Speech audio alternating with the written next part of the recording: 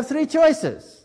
It could be the Bible, it could be the Pentateuch, or it could be the Quran. I won't reveal it to you tonight, but it'll get clear which one it is. Masonry teaches that redemption and salvation are both the power and the responsibility of the individual Mason. Saviors like Hiram Abif, they have a ritual where they go through the raising of Hiram Abif, can and do show the way, but men must always follow and demonstrate each for himself his power to save himself. To build his own spiritual fabric in his own time and way, every man in essence is his own savior and redeemer, for if he does not save himself, he will not be saved.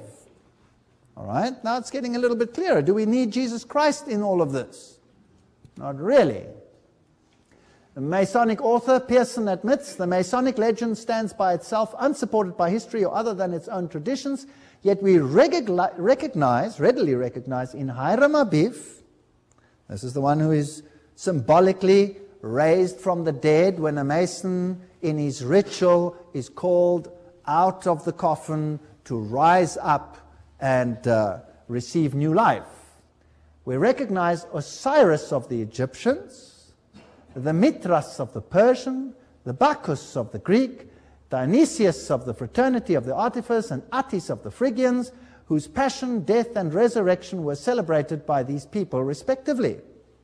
So in other words, the ancient religion which counterfeited the religion of salvation in Jesus Christ is the religion of Masonry. So it's the old pagan religion which has another deity. Now how do we know if all of these have exactly the same ritual that Jesus went through? How do we know which one is right? The answer is the book of Daniel in chapters 8 and 9 give the precise time when the Messiah would be born and the circumstances.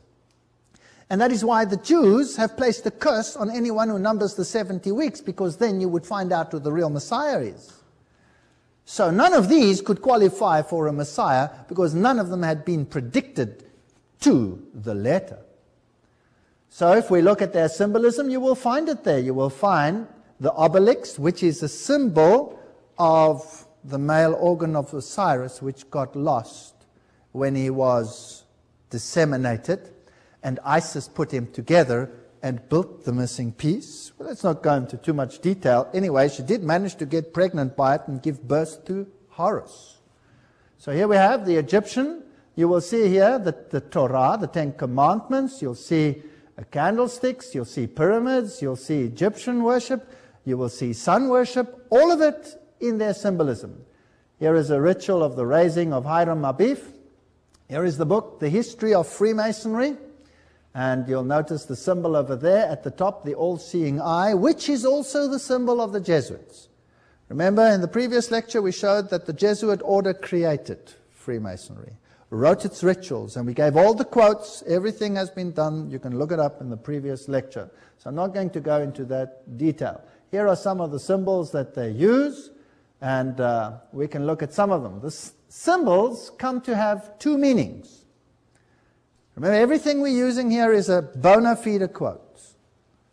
The esoteric and the exoteric. The esoteric meaning was the true or original meaning understood only by a few, and closely guarded by them. The exoteric meaning, that's for the goyim, for the cattle, for the stupid ones, the uninitiated, was the invented or modified explanation intended for the many. The sacred mysteries, which are often mentioned in connection with many ancient religions and which were closely guarded by the initiate, concerned esoteric meanings in the religions of previous times. These sacred mysteries were merely continuations of the simpler forms of the early sex worship carried on by a select few. Well, in the previous lecture we saw rituals going on where people today gather naked in forests, and that includes the presidents of the countries that rule the world today, and we saw that in the previous lecture. Nothing has changed. Are Masonic Masonic initiates misled? What about poor Mason himself? Let's go to the best source in the world, Morals and Dogma, page 819. The blue degrees, that's the first 3 degrees of Freemasonry, are but the outer court of the portico of the temple. Part of the symbols are displayed there to the initiate, but he is, will you note this, intentionally misled by false interpretations. It is not intended that he shall understand them, but it is intended that he shall imagine he understands them. No wonder they don't give this book to the lower initiates. That would freak them out, right? Their true explication is reserved for the adepts, the princes of Masonry. The whole body of the royal and sacerdotal art was hidden so carefully centuries since in the high degrees. There you have it. Only the high degrees know what is going on. This is the horse's mouth. Nobody can argue with that. I've had many Masons be very angry with me, but in the end I've had to admit this is the real McCoy. This is it. I know many, many Masons who've become good Christians as a consequence of these lectures. So they are important. There are many, many people that belong to the Masonic fraternity. Many, many people. Masonry, like all the religions, all the mysteries, Hermeticism and alchemy, conceals its secrets from all except the adepts and sages or the elect, and uses false explanations and misrepresentations of its symbols to mislead those who deserve only to be misled. Basically stupid.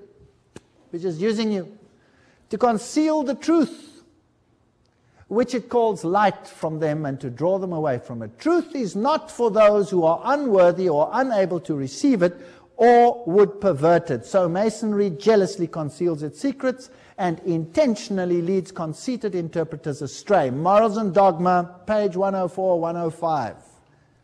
There you have it, straight from the horse's mouth. Here's a high Mason book in Germany, and it tells us there exactly what they do.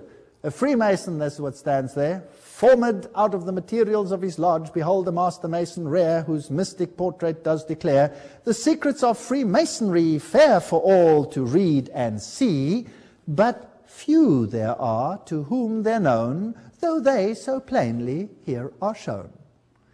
So this is a language that you have to learn. They created this language because God confused the languages, so they created a language in symbolism that God would not be able to confuse in future. That's their logic.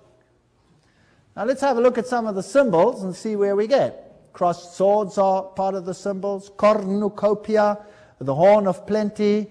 We have pentagrams and compasses and set squares and G's, which they say stand for God, but actually